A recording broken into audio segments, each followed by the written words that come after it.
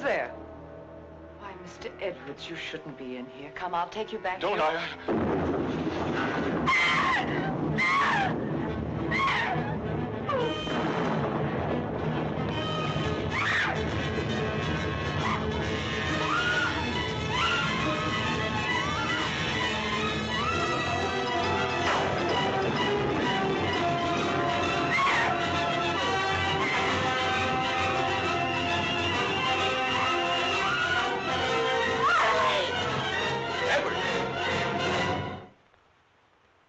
Don't be afraid. We won't let the storm hurt you. You're coming back to your room, aren't you, Mr. Edwards? Aren't you, Mr. Edwards?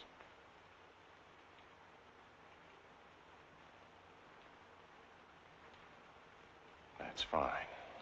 Come along. Take care of him, Frank. Yes, Doctor. Come along, sir. Are you all right, Elaine? Yes. There, Mrs. Stewart, it's all over. Oh, he killed her. He hit her on the head and he killed her. Her husband killed her.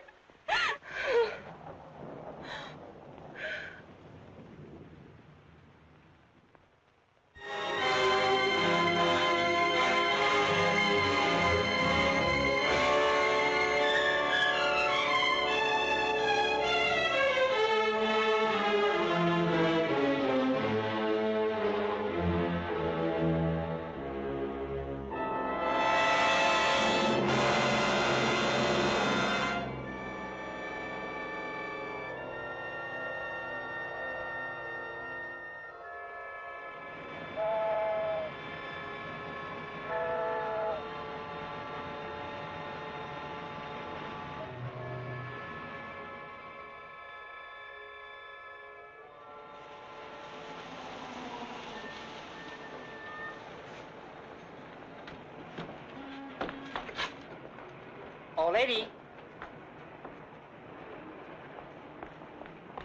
That's how guys lose their jobs, not collecting fares. I'm sorry. I guess I'm a little excited. Thank you, lady.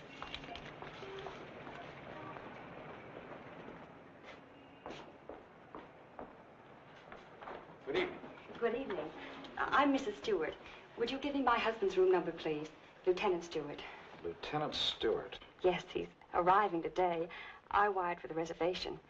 Lieutenant and Mrs. Paul Stewart. You say you wired for a reservation? Yes, Mrs. Paul Stewart. I'm afraid there's been a slip-up. Apparently your wire wasn't received. But I sent it 3 days ago. I'm sorry, Mrs. Stewart. Unfortunately, there's nothing I can do for you. You mean I can't stay here? Well, I wish I could help, but we're completely booked up. But I've got to stay here. This is the only place we can find each other. I thought for 2 years he was dead, and now I don't know if he's been hurt or what. Please don't be upset, Mrs. Stewart. Perhaps I can arrange something. Has Mr. Walters checked in yet? No, sir, not until tomorrow. Fine. Then we can give them 816C for the night. But you will have to leave by noon tomorrow. Yes, of course. Thank you very much. Not at all. Will you register, please?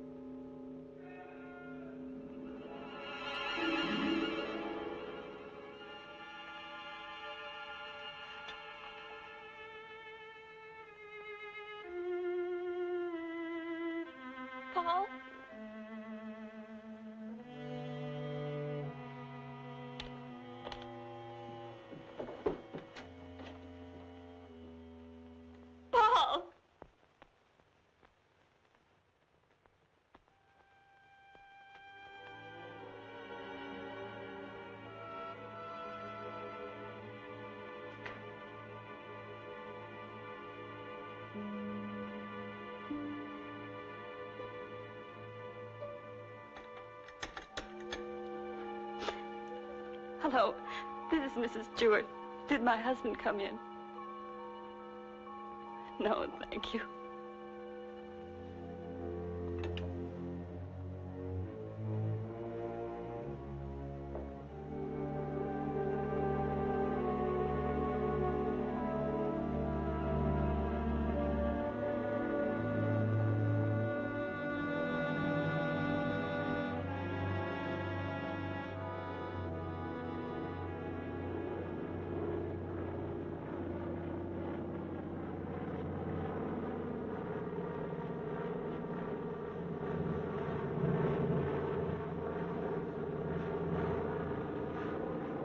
Followed me, Margaret.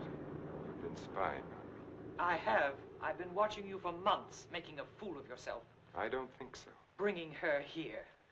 Elaine was just about to leave. I didn't interrupt too soon? Perhaps it's just as well things worked out like this, Margaret. I've decided to ask you for a divorce. A divorce? Well? Why should I divorce you? Oh, please, Margaret, let's be sensible. Whatever we had for one another is gone. We've been afraid to admit it before, but it's true. Elaine and I... Well, I love her. You never loved anyone but yourself. Please, Margaret. I was good enough for you once, but now you want someone younger. It's not that way at all. It's just that I can't go on with you any longer. All right, Richard. You can have your divorce. You're right. We are strangers. But I have some pride, and no one's going to think you've cast me off like Margaret. that. You want your precious Elaine, and you can have her. But people are going to know the truth. I'll start right in by telling the room clerk you've been entertaining your girlfriend in our apartment. Then I'll call the newspapers. Careful, cautious Richard. Destroying everything he is for the sake of a cheap... Get away from that You phone, asked for it, Margaret. and you're going to get it. Leave that phone I'll enjoy alone, telling Margaret. your friends Leave that you that and your phone little lover alone. have been up to... I hate you.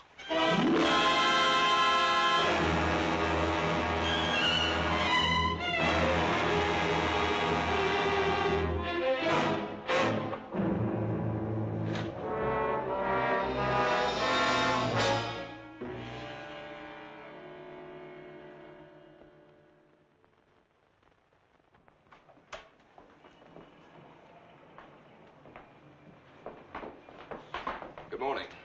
Good morning, sir. I'm Lieutenant Stewart. Oh, yes, Lieutenant. We've been expecting you. Your wife's certainly going to be glad to see you, sir. Mr. Blake, this is Lieutenant Stewart. Mr. Blake's our manager. Lieutenant, you really had us worried.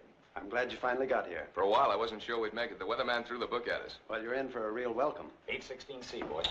Oh, that's all right. I'd kind of like to surprise her. Very well, sir. Thanks.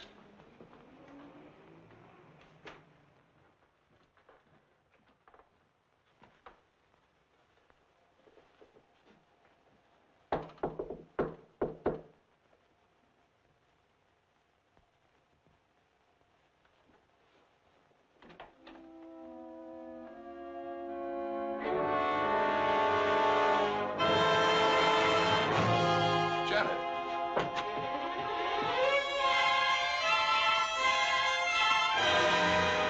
Darling, what's the matter? Janet. Janet, it's me. It's Paul.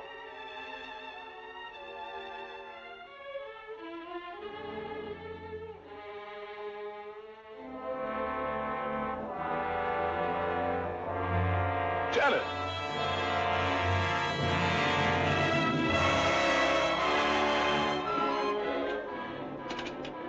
Hello? Hello, operator? This is Lieutenant Stewart calling. Can you send the house doctor to A16C right away? It's very urgent. Thank you.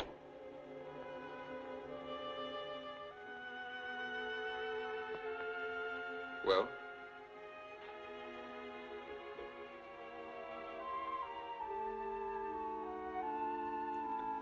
What is it? What's wrong with her, Doctor? I'm not sure. I think she's suffering from some sort of shock. I'll be frank with you, Lieutenant. This is a little outside my line. But there must be something you can do for her. We ought to call in a nerve specialist, a psychiatrist. Can you suggest one? There's a very good man in the hotel, Dr. Cross. If we're lucky, we might find him in. This is Dr. Blair. Will you see if Dr. Cross is in for me? Thanks. Cross has had a lot of experience with this sort of thing. I'm all right for a broken arm or an old-fashioned hangover. But when it comes to the mind, well, Hello, Dr. Cross. This is Blair in the hotel. How are you? Say, I've run into something that's right up your alley. One of the guests here's had some sort of shock. No, I don't know what caused it. Oh, would you? Well, that's mighty nice of you. Thanks, Doctor. 816C. He'll be right with us. She was so alive when I saw her last. I can't quite believe this. Better snap out of it, Lieutenant. I don't want another patient. Dr. Cross is one of the best men in this part of the country. I'm very happy that he's going to have a look at it. I don't get it. What could have brought it on? I wish I could tell you. The mind's a strange instrument. What affects me may not bother you in the slightest. The workings of the mind depend on so many things inside as well as outside. You can't make hard and fast rules. Well, I suppose it is plausible that she hasn't been feeling well. Worrying about me, not knowing whether I was dead or alive. Then coming here and not finding me. That'll be Dr. Cross. Good morning, Doctor. Good morning. I appreciate your promptness. Not at all. The sooner you get to a case of shock, the better. This is Lieutenant Stewart, Dr. Cross. How do you do, Lieutenant? Thanks for coming, Doctor. My wife is in the bedroom. She doesn't know me. She doesn't seem to know anything. Were you here when it happened? I just got in a few minutes ago. When I opened the door, she was sitting on the divan. Her eyes were wide open. She was staring at nothing. Did you notice anything peculiar about her actions when you saw her last? I've been a prisoner of war for 2 years. I've just come home. Oh, I see. She's had a rugged time of it, all right. First thinking I was dead, then hearing from me. On top of all that, my plane was 12 hours late. Would you say that she was a nervous, imaginative girl? No, sir. I've known her all my life. We came from the same small town in Michigan. Went to school together. She's just a nice kid. What's wrong with her, Doctor? She's had a nervous collapse, went into shock. Where did you find her? In the living room. In the living room? You said she was sitting on the divan. Yes, right here. I see. What do you think could have caused it, Doctor? Well, that's difficult to say.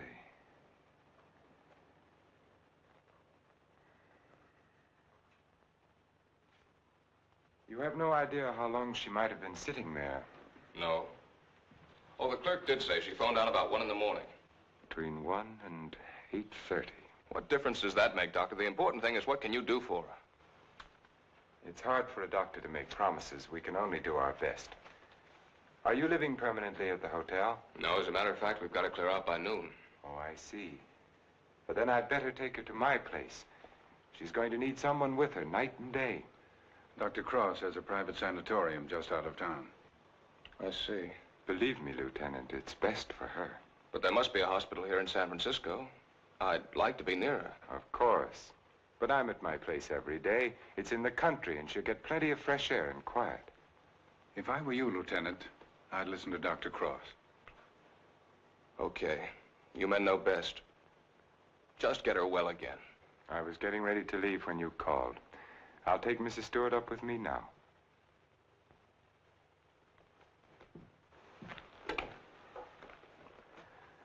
Hello, this is Dr. Cross. Will you get my office, please?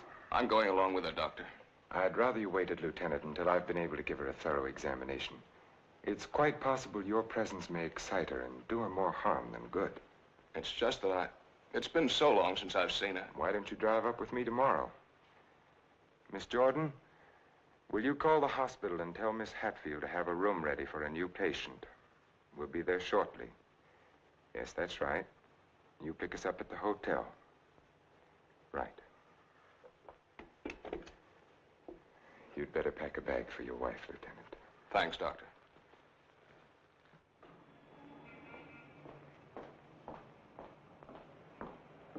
I'm from Dr. Cross's office. We were to pick up a patient. Oh, yes. They're on their way down now. Thank you.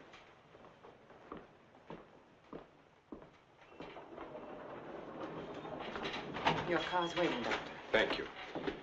This is Miss Jordan from my office, Lieutenant Stewart. How do you do, Lieutenant? Mrs. Stewart has had a nervous collapse. What a shame. Don't you worry, Lieutenant. We'll soon have her well again. You'll call for me in the morning, right? Yes, I'll pick you up at 11:30.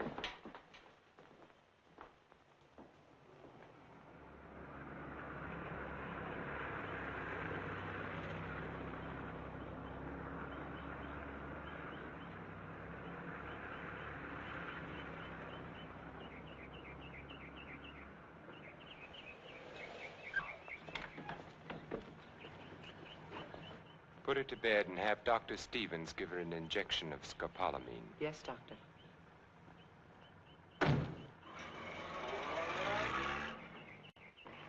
Miss Hatfield, Good morning, Doctor. your patient is coming in at the ambulance entrance. You have a room ready? Yes, I have, sir. Thank you.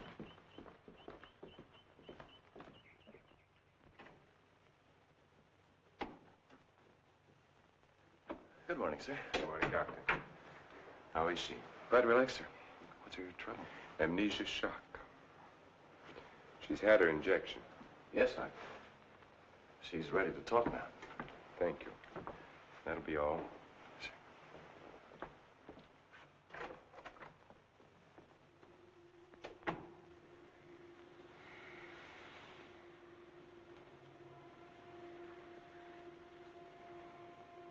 I'm Dr. Cross, Mrs. Stewart.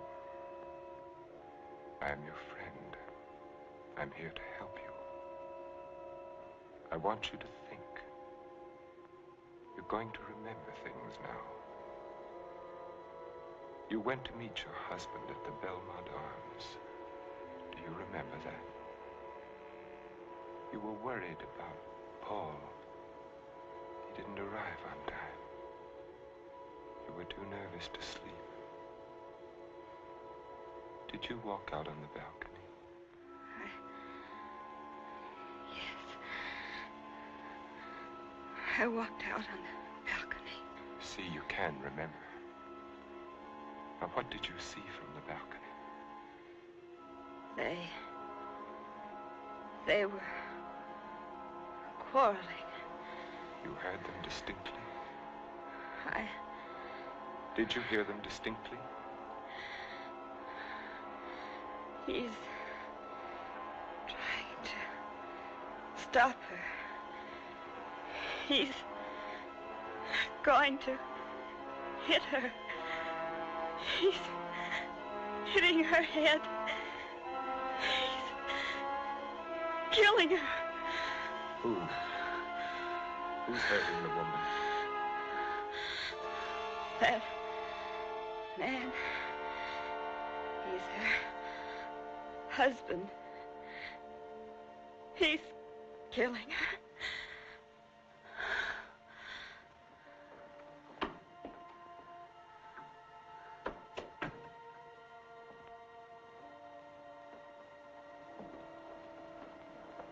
Well? She knows, Elaine. She remembers. Her room was opposite my apartment. She walked out on the balcony. She heard everything.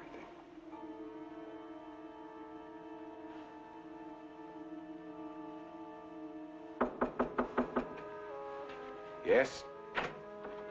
Can you come now, Doctor? They're having trouble with Mr. Edwards again. Yes.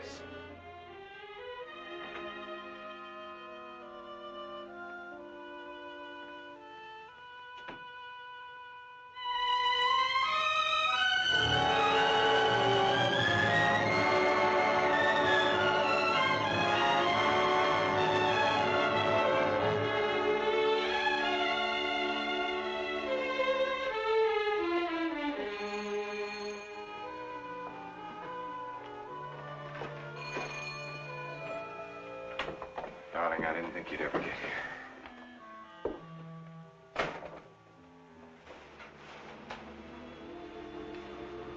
I love you.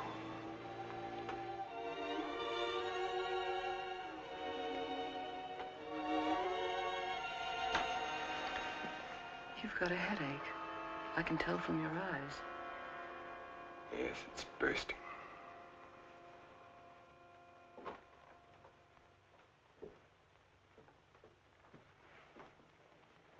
You did it? Yes. Yes, I did it. It was horrible, Elaine. I had the porter take the trunk down. I told the hotel manager I was joining my wife in Carmel for a few days to ship the trunk to my lodge. No one knew she was in town last night? No, she came up the back way. She wanted to surprise us, remember? You're not sorry. Are you? I wish I'd called the police. I lost my head. I didn't mean to kill her. There was no premeditation. But now I've concealed her body. I've shipped the trunk to my lodge. Well, you know as well as I do, there's only one answer for that. I shouldn't have listened to you, Elaine. Think, darling. What would have happened if you'd called the police? Manslaughter means 20 years. What would that have done to you, to us? I don't know. Would you have wanted it that way? Now no one knows. We're safe. You're forgetting Janet Stewart, aren't you? She knows. What if she talks? I haven't forgotten her. She can't tell what she's seen as long as she's in this condition, can she? The shock will wear off in a couple of weeks at the most. It'll wear off if you let it, Dick. Elaine, I'm a doctor. She'll talk only if you let her. You mean too much to me. It's the only way out, Dick. It's the one and only way out for us. I don't know, Elaine. I've got to think.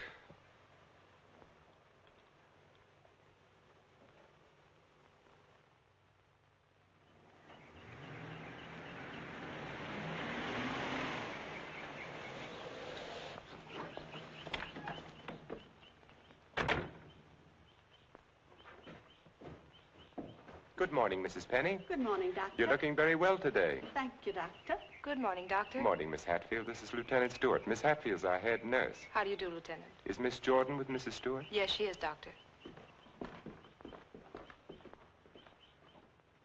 Good morning, Lieutenant. Janet. Darling, it's me. It's Paul. I'm home, dear.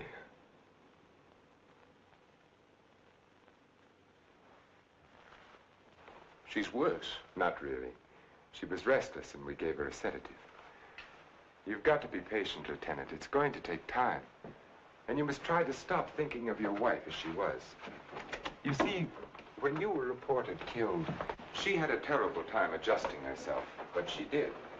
Then when the news came that you were alive and on your way home, it was hard for her subconscious to accept that because the first adjustment had been so difficult. Then, of course, when your plane was late, she thought she'd been tricked, that you'd never sent that wire. Don't try and let me off easily, Doctor. Give it to me straight. Tell me, can you help her? That's a very difficult question to answer. Sit down, Lieutenant. The mind is a delicate, fragile thing. It's almost as intangible as faith. And that's what you're going to need. A lot of faith in yourself and in your wife and in me. Please don't think I haven't faith in you, Doctor, because I have. But yesterday, after you left with Janet, I needed someone to talk to. Of course. So I went to the Army hospital and I talked with some of the doctors. I told them Janet was in your care. They said that I couldn't find a better man. But, well, you know how it is. I figured that maybe two minds might be better than one. And I asked if another opinion mightn't help. Well, that's perfectly understandable. If you want a consultant, by all means, bring one in. Thanks. They recommended Dr. Franklin Harvey. Harvey? Well, I studied under him. He's probably the best man in his field. Oh, that's swell, Doctor. I was a little embarrassed. I didn't want you to think that... Not at all. I'll phone Dr. Harvey and have him out here. Good. Well, I might as well go back to town. If it's all right, I'll run out again tomorrow. For Mrs. Stewart's sake, I'm going to have to ask you to observe our regular visiting days, Sundays and Thursdays. I'll phone Dr. Harvey and try to have him out here Thursday so that you can talk with him then. Okay, we'll make it Thursday. Oh, I thought you'd like to know, Lieutenant. She's resting quite easily now. Thanks. Goodbye, Doctor. Miss Jordan. Bye.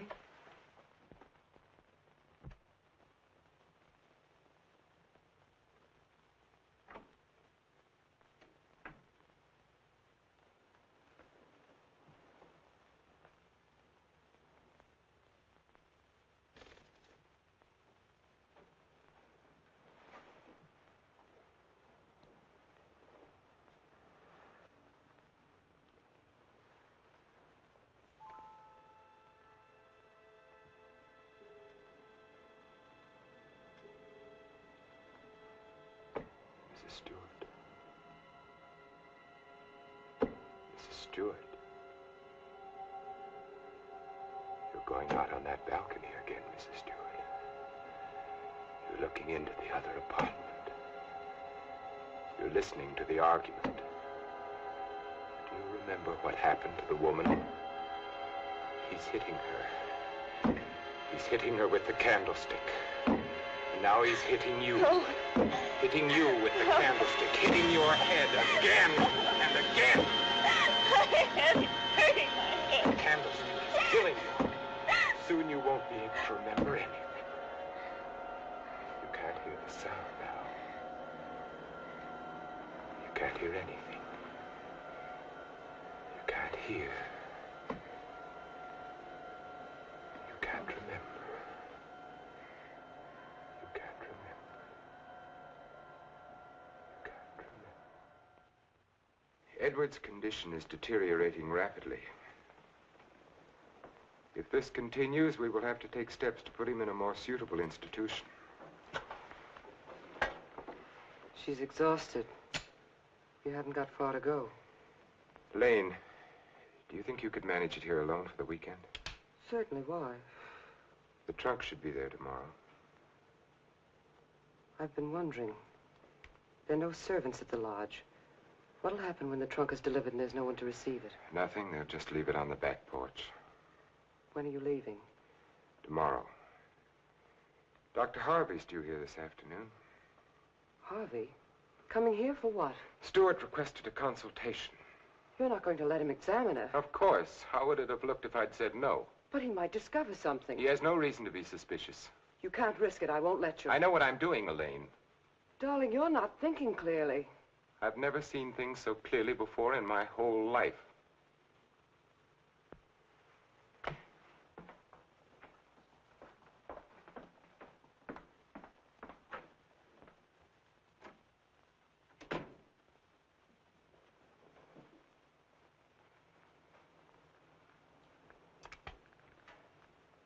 You'll send me a report on her spinal test Yes, Dr. Harvey. and the other specimens. Yes.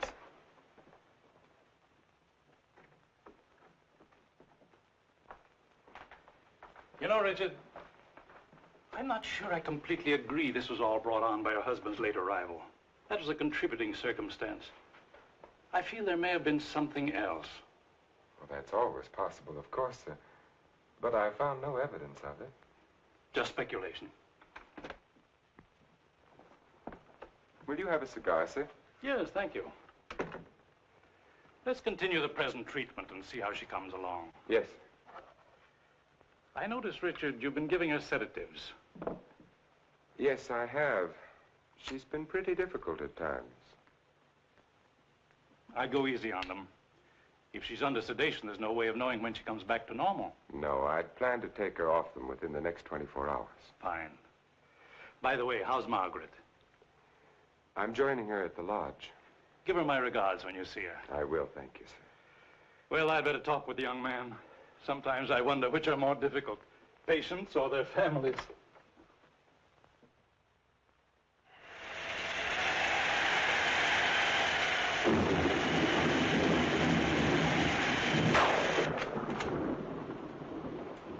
Hiya, beautiful.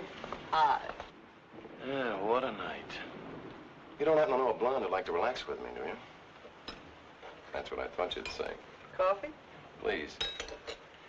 And poor Edwards, these storms don't do him any good. He kept ducking into his closet and slamming the door after him. Finally had to lock it. How's your patient? All right, I guess. I was talking with her husband. It's kind of tough coming home and finding a wife in that condition. Yes. Can't figure Dr. Cross's treatment. Why keep the poor guy from seeing his wife? I think it would have helped snap her out of it if she saw more of him. Dr. Cross doesn't want to get her excited. After all, the attack was brought on by worry over him. Yeah. That was close.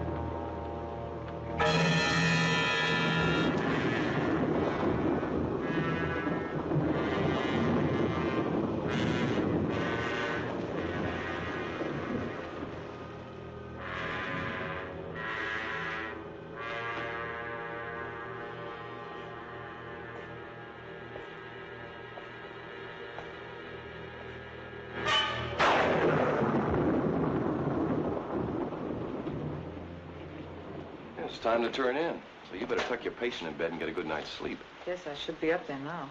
Tell me, is it true that doctors get a night off once in a while? If you had a night off, you wouldn't know what to do with it. Wouldn't I? Wouldn't I? Good night, Doctor. Good night.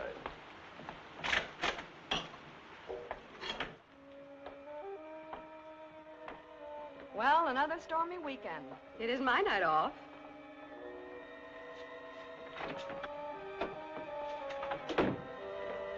Well, anyway, the rain will help Jane on her day off.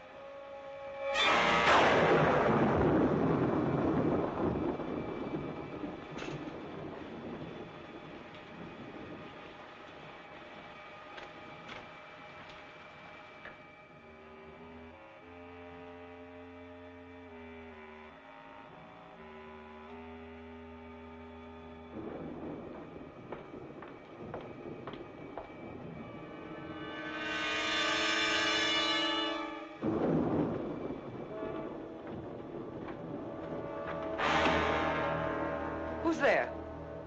Why, Mr. Edwards, you shouldn't be in here. Come, I'll take you back. Don't here.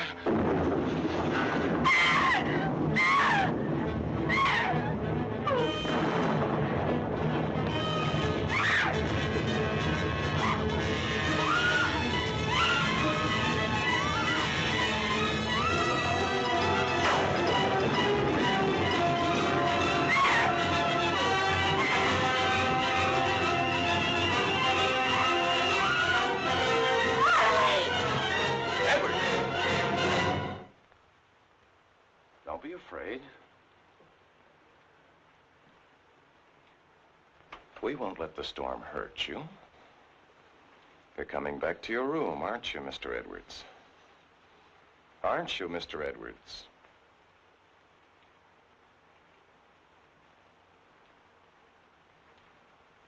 That's fine.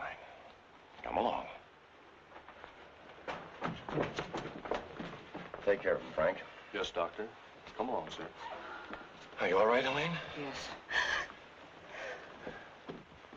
There, Mrs. Stewart, it's all over. Oh, he killed her. He hit her on the head and he killed her. Her husband killed her.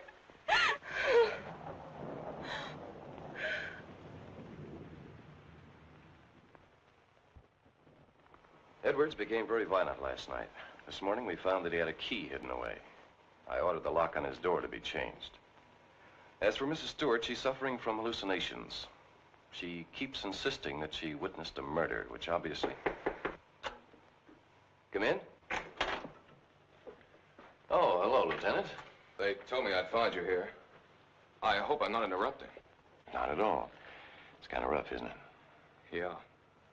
She's out of her head. She's got a crazy idea she saw a murder. What am I going to do? Ah, you're going to sit tight. She's in good hands. So they keep telling me, but... Well, she's getting worse. Now, I'm thinking of taking her back to San Francisco to a hospital there. I wouldn't do that if I were you, Lieutenant. Dr. Cross is tops, you know that. You brought Harvey in to consult. You can't do any better than that. But I can't just sit around and watch her get worse. I've got to do something. Lieutenant, I wouldn't try to kid you for the world. So far, we've tried to snap her out of it with quiet and rest and simple foods. Now, there are a dozen other things we can do. Electric therapy, insulin shock. Insulin shock. They use that in the Army on guys who blow their tops. Well, sure they do, because it often helps. But you're not going to turn it down on that account, are you? No. Well, then relax. The setup here is perfect. Everybody's rooting for you. Now, just take it easy. You mean that? Okay. Say, put in a couple of extra licks, Doc. I'd kind of like to take her home soon. Okay, Lieutenant. We'll do everything we possibly can for her. Goodbye, Doctor. Goodbye. Oh, I beg your pardon. Look at this. Mrs. Cross is dead. What? The body of Mrs. Margaret Cross, wife of the noted psychiatrist, has just been recovered from its resting place among the rocks at Point Lobos. Mrs. Cross has been missing since Friday night. Coroner Jess Haynes has pronounced the death accidental.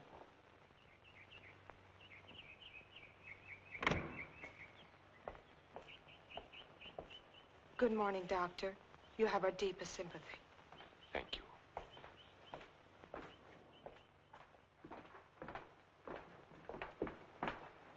I'm terribly sorry, Doctor. Thank you. Will you come in, Miss Stewart? Yes, sir.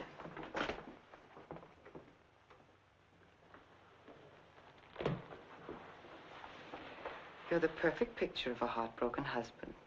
Am I? I've missed you. Driving back, there was time to think. I got to thinking about you. I asked myself, is she worth what I've done? Well?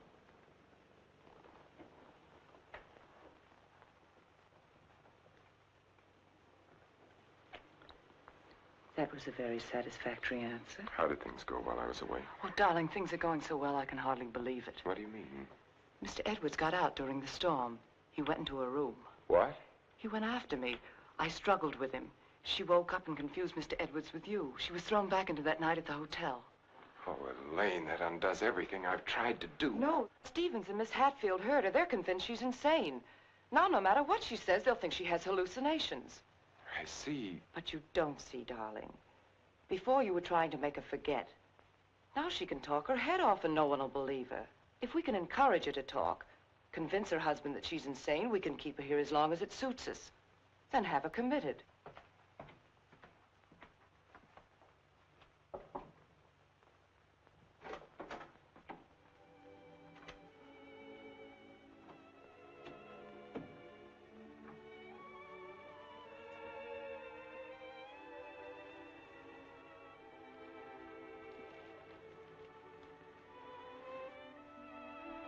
Darling.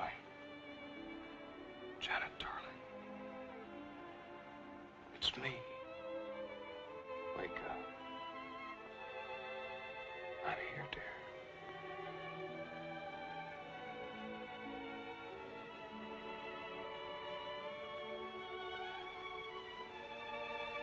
Oh.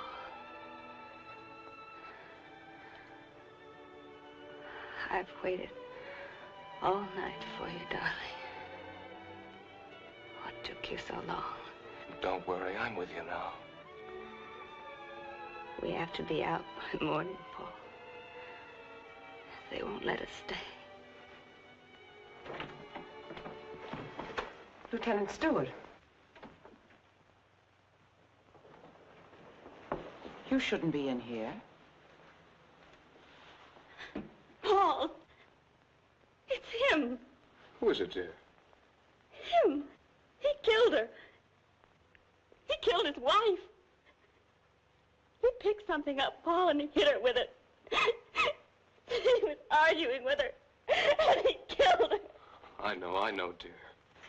You've upset her, Lieutenant. You shouldn't have come in here. Come outside with me. Give her a hypodermic, nurse. Don't leave me here. You'll kill me. Come back. Easy, Paul, no. What is it, Doctor? What's happened to her? Lieutenant, I'm going to be perfectly frank with you. What you've just heard is something I've been afraid of. There are times when patients emerging from amnesia suffer from delusions. It doesn't happen often. I'd hoped it wouldn't happen in her case, but you heard her yourself. But why? Well, that's hard to explain. But if you come with me, I think I might be able to clarify it for you.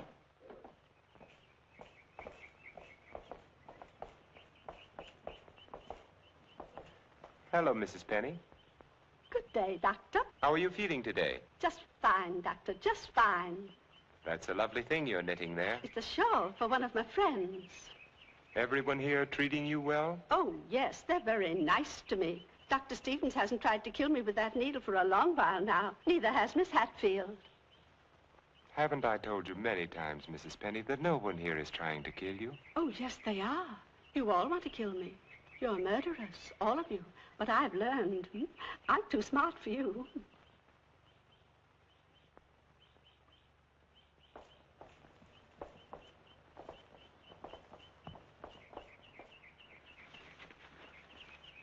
What you've just heard, Lieutenant, for the second time, is the typical attitude of many of our patients towards the hospital staff. But that old lady, she seemed all right. Mrs. Penny is suffering from a paranoid form of dementia precox, characterized either by delusions of grandeur or delusions of persecution, or both. The patient, when confined to the hospital, almost invariably becomes convinced that the doctors and nurses who are treating him are really murderers intent on killing him. This delusion is quite common among mental cases in an institution of this sort. Are you trying to tell me my wife is out of her mind? No. Out of the mind denotes complete loss of reason. Mrs. Stewart hasn't reached that stage. But she's got the same crazy idea as the other patients. Right now, she's merely suffering delusions.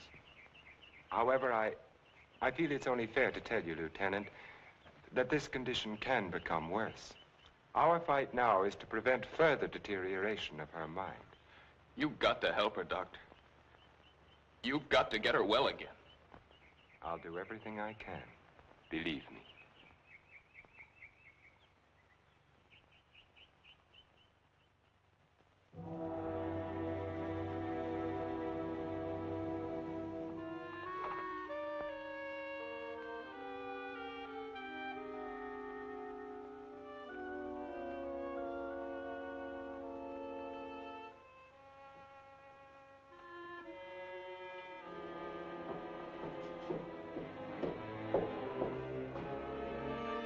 Come now, Mrs. Stewart, you shouldn't be out of bed. Will you help me, please? Please, please help me. Get the police here, please. We don't need the police, Mrs. Stewart. You come along with me and everything will be all You right. don't understand. There's nothing the matter with me. I want the police. That doctor's a murderer. But you go back to bed and we'll call the police. Don't talk to me as if I were crazy. I'm telling you the truth. Orderly. Now come along, Mrs. Stewart. No one is going to hurt you. No, Everything's going to be all go. right. Orderly! Let me go. No. I'm not crazy. I'm not crazy. I wish you could have been there to see her yourself. Yes, I heard about it this morning. She had the usual delusions. She kept insisting that you were a murderer. You know how they get. She wanted me to call the police. For a moment, she became very violent. I had to give her a sedative. I think we ought to do something about her. I agree with you, Doctor. I'll be in to see her in a few minutes. Thank you, sir. Thank you. There, you see? Everything worked out just as we planned. Yes. Well, smile, darling. It's fallen right in our lap. You don't seem particularly pleased. I am. Of course I am, Elaine. But what are you going to do? I'm going to try to find something that will convince her that she's insane. You'd better get back to her now, darling. I'll be over in a few minutes. Right.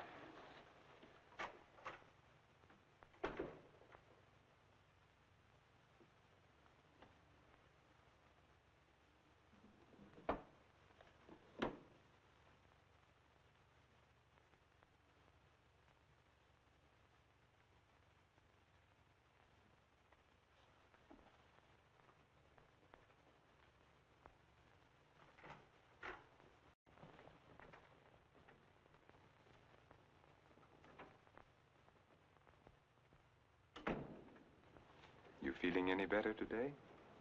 I'm all right. There's nothing the matter with me. Miss Jordan tells me that you're still talking about some woman I'm supposed to have killed. I've asked you to stop thinking about such things, Mrs. Stewart. But it was your own wife. If I can prove to you that you couldn't have seen me kill my wife, will you believe that this is a delusion you've been suffering from? You were arguing with her about a divorce.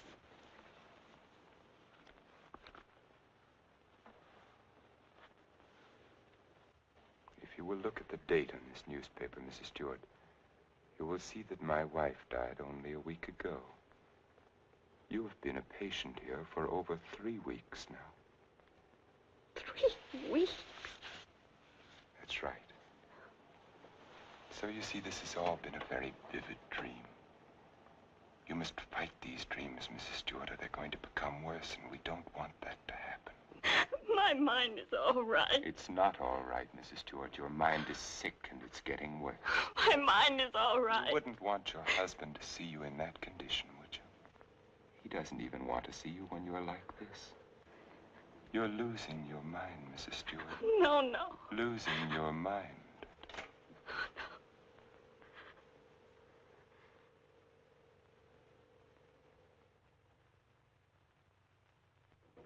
Thank you, Miss Hatfield. Dr. Cross, Yes? there's someone in your office to see you. Did I have an appointment? No, sir. He's from the District Attorney's Office of Monterey. Oh, yes, thank you.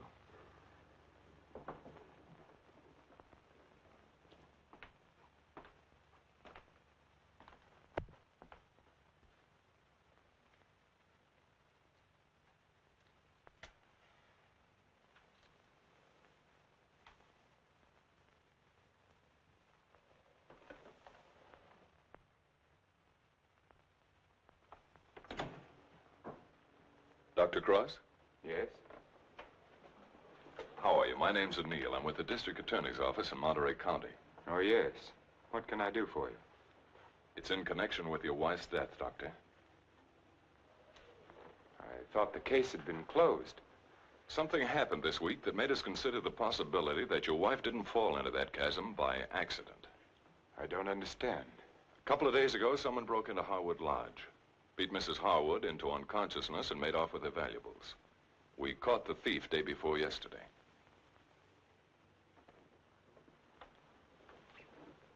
But what has that to do with Mrs. Cross's death? It may not have anything to do with it. It occurred to us that since the lodge was so close to your place, the man who clubbed Mrs. Harwood may have paid a visit to your wife. You've lived around Point Lobos for nearly 10 years. Mrs. Cross spent much of her time there. She must have known those cliffs pretty well, even at night. Yes. I'd hate to think that I'm not saying it was murder, Doctor.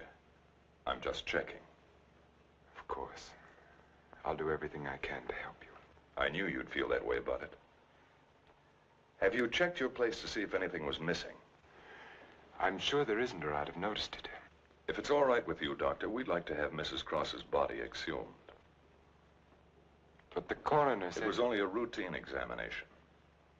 Well, I don't know as that's necessary, Mr. O'Neill. You've got your man. All we've got is a drunken old tramp who clubbed Mrs. Harwood and stole a little money and jewelry. We can't know about Mrs. Cross unless the body's exhumed. But it seems almost sacrilegious. Hasn't she been through enough? Haven't I? I'd hope you'd be more understanding, Doctor. Naturally, we'll get a court order, but it would be much simpler if you... If this tramp killed your wife, you want to see him punished, don't you? Of course. Then you can't conscientiously object to the exhumation. No. No, Mr. O'Neill, I can't. If the man is guilty, he must be punished, of course. Thank you, Doctor. You'll hear from me one way or the other within the next few days. Thank you for your cooperation.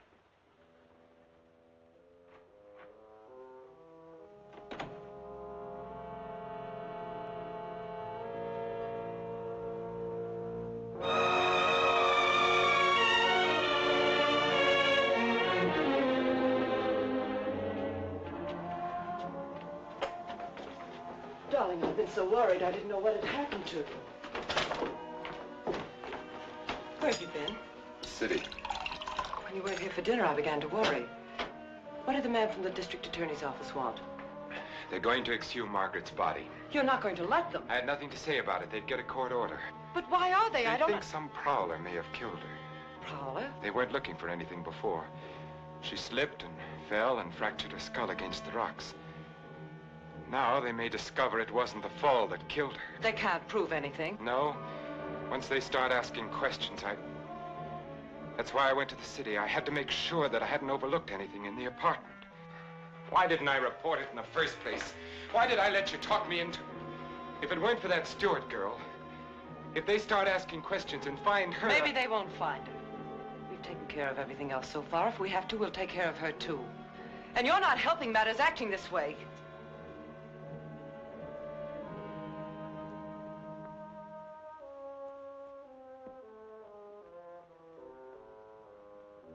If a man wanted to, if he had courage, he could get rid of her and no one would ever know. The doctor has an advantage. I could give her insulin shock treatment. Shock treatment's indicated in a case like hers. I could give her 4 injections. Then with the last one, an overdose. No one would ever know the difference. Then we'd be safe. No matter what the district attorney's office found, we'd be safe. They'd have nothing on us, Richard. We could get married then. You'd be yourself again, Richard. We'd find peace and quiet here, just the 2 of us. You don't think I'd do it, do you? Why not? Is her life more important than ours? I've had enough. Look, Elaine, I can't go on like this. Things keep piling up. First it was Margaret, and then tricking that child so that she'd forget. Then convincing her that she was insane. There's a limit beyond which even I can't go.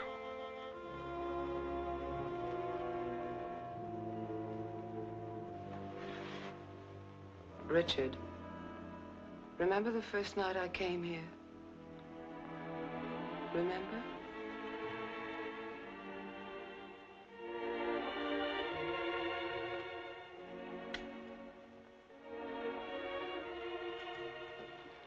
You were alone.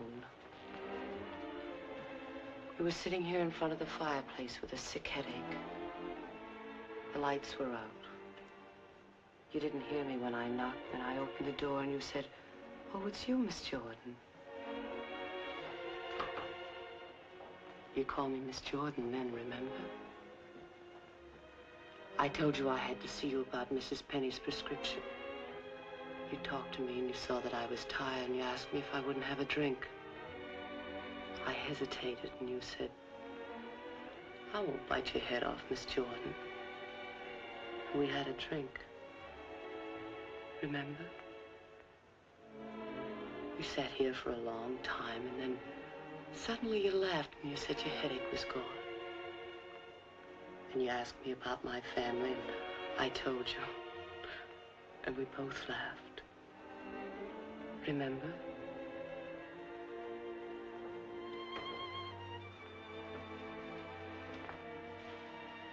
Then you took me in your arms. I know you remember that. I won't do it, Lily.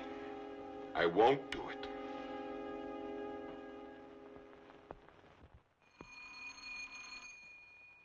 Just a minute, I'm coming.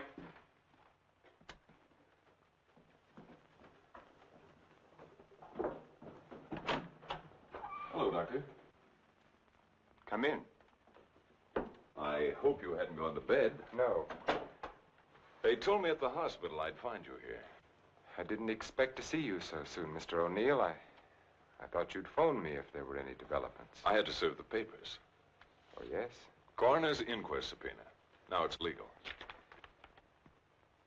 What did the coroner find? Your wife was murdered, Doctor. Oh.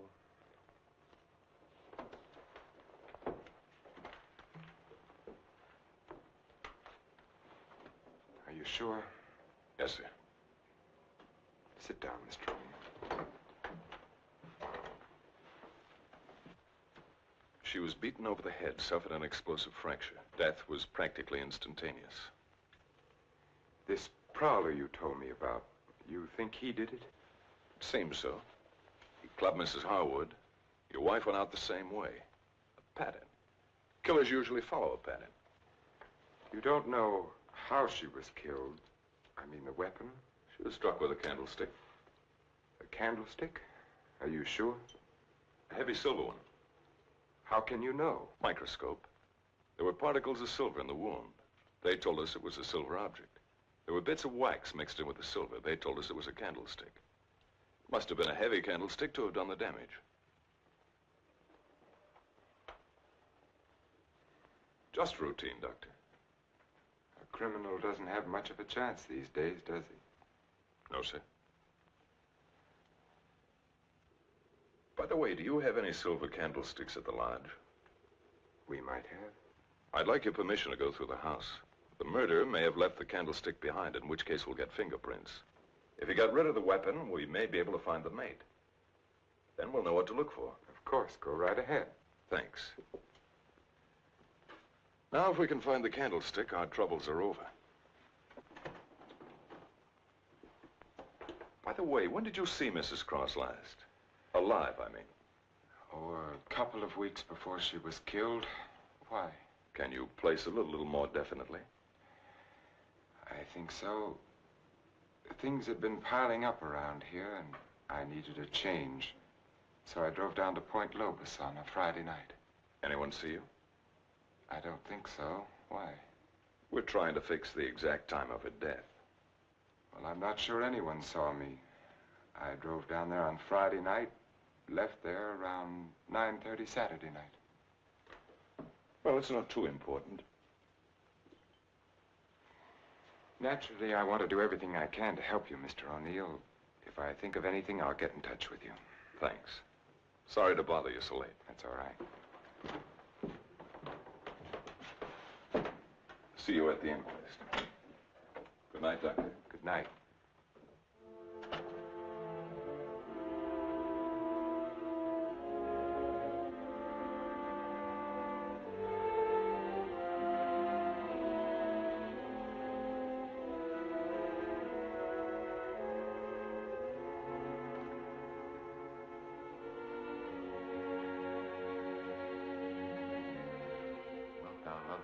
Comfort her, honor and keep her in sickness and in health, and forsaking all others, keep only unto her, so long as ye both shall live. I will. What's the matter, Richard? You haven't been yourself lately. Something on your mind? Darling, what's happening with us? Richard, I must speak to you. People are talking about you and that nurse, Miss Jordan. How do you like my hair, Richard? Of course, I've had it dyed. Everyone says it makes me look years younger. I could give her 4 injections.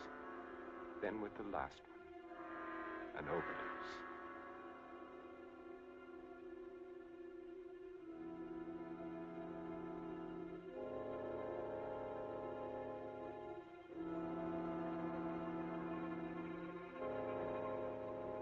Then we'd be safe. No matter what the district attorney's office found, we'd be safe.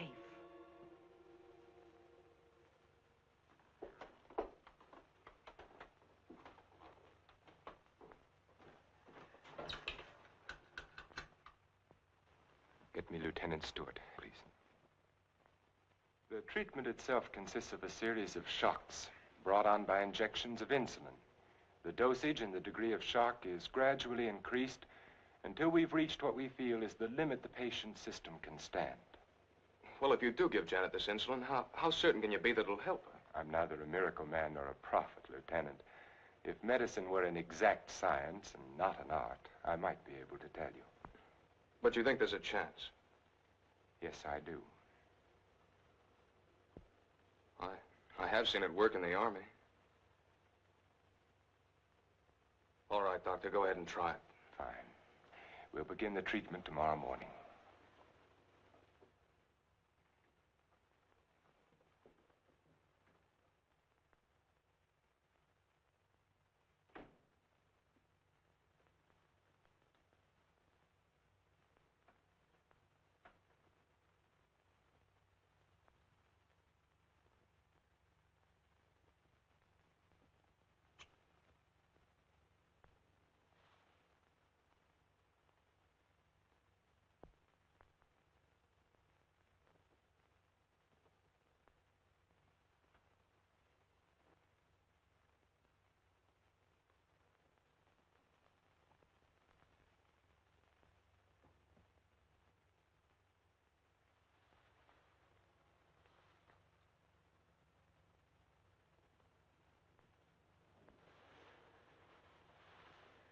Give her about an hour and a half.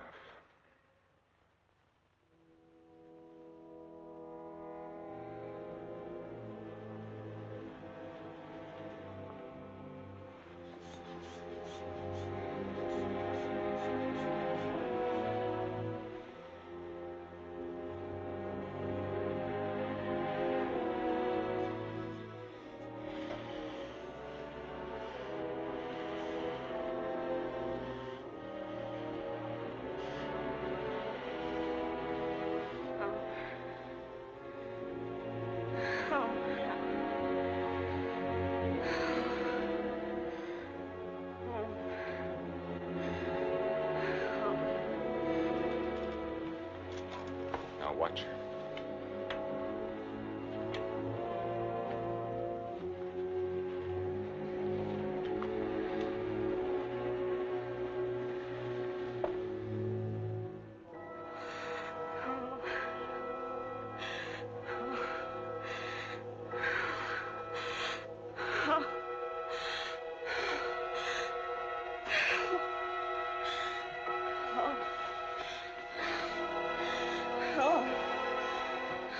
Dextrose will bring her out now.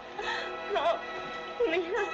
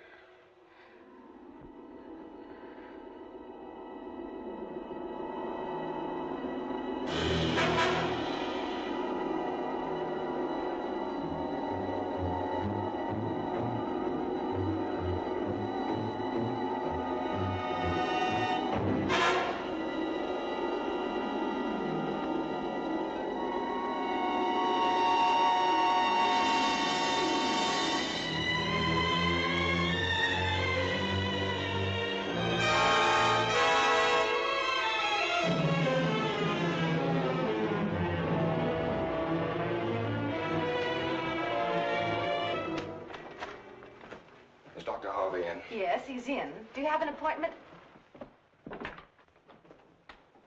I'll be glad to consult with you, Doctor. I'm sorry to break in this way. But my secretary will make the appointment. I had to see you, Doctor. It's about my wife. She's been getting insulin shock treatments. Now, just a moment, young man. Oh, it's Lieutenant Stewart.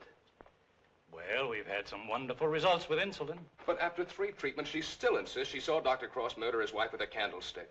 Murder his wife? Yes, and she says he's trying to kill her now. Well, that's a very common delusion. Mrs. Cross is dead, and Dr. Cross did live in our hotel. You and the Crosses were in the same hotel? The Belmont Arms. I see. And when was it she said that? Yesterday? Yes, after the treatment.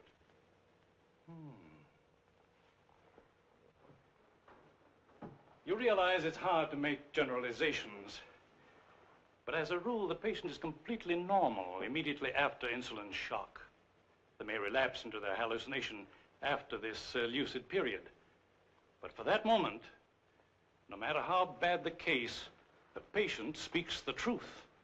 You're telling me in your own way that Janet's normal. That she's got something on Cross, and he's pretending she's crazy to save his own neck. Well, I'm not saying quite that, but, Will you read this, Doctor?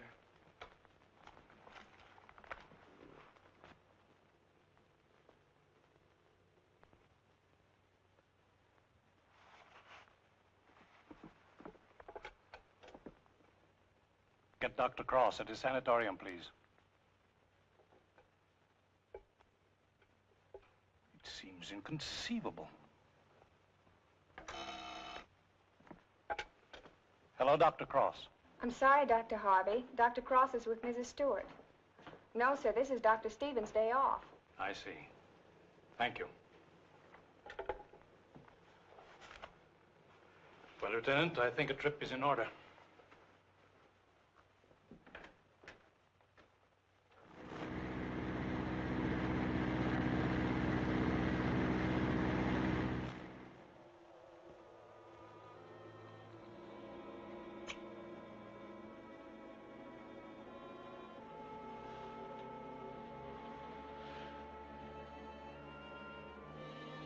She's the only one who knows Richard. No matter what O'Neill says or anyone else, if she's out of the way, we've nothing to worry about.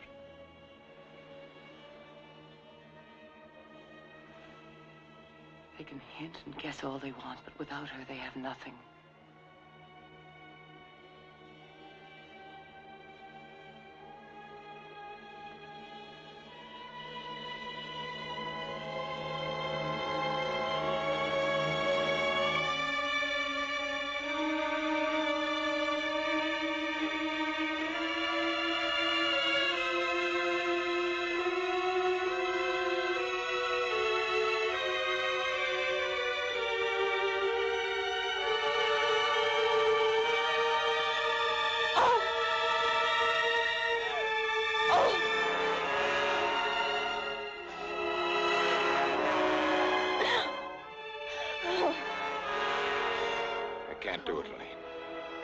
I've got to bring her out of it.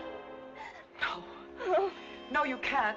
Dick, you can't. Dexterous, Elaine, I've got to save her. I've got You can. I won't let you. We've got to go through with this. Don't you understand? I can't go through with it. Her life or ours. No one will ever know. Elaine. Richard, listen to me. Let go of her. Richard, I love you. Let go. Oh, Richard! Richard!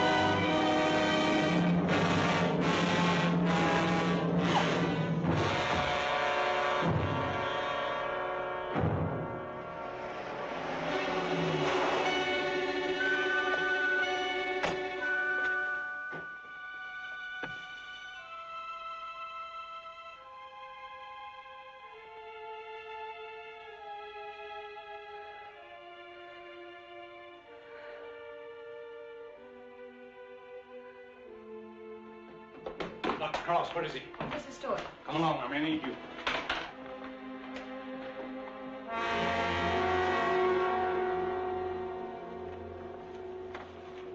Adrenaline, quickly.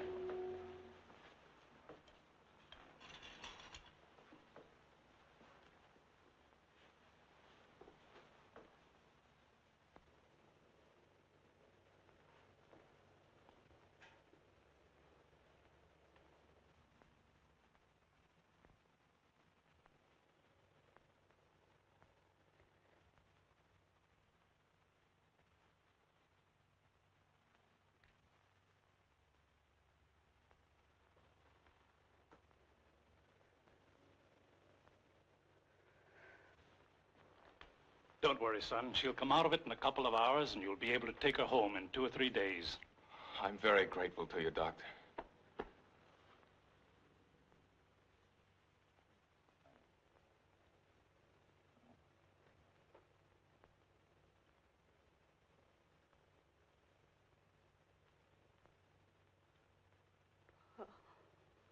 Oh, Janet, darling. September 13th. In the case of Janet Stewart.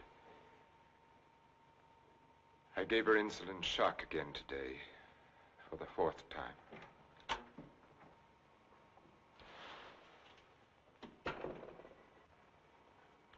Can you give me a minute? Thank